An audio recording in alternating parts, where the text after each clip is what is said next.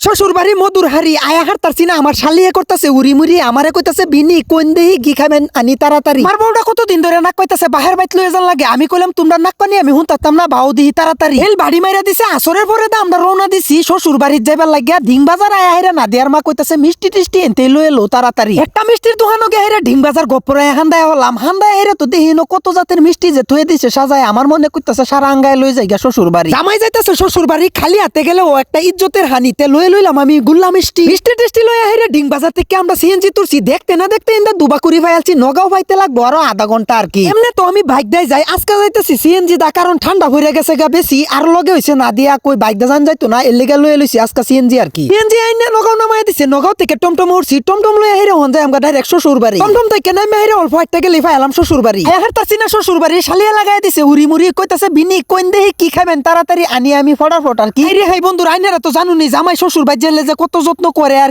কি খাওয়াইবো কি না খাওয়াইবো তারা কিলি করে উড়ি মুড়ি এটা আবি যাবি আনা দেখে আমার মন ডার মানলো না আমি কই দেখি আমার পেট প্রচন্ড খিদা লাগছে আমি কতন খেচ্চা খায়া লই দেখি নানান জাতের ফিডা খাইতে খাইতে আমার পেট হয়ে গেছে কাটাই আজকাল লাগে তুই ভালো থাকবেন সুস্থ থাকবেন এরকম ধরনের যদি ভিডিও দেখবার মন লতে আমার পেজটা অবশ্যই ফলো করবেন।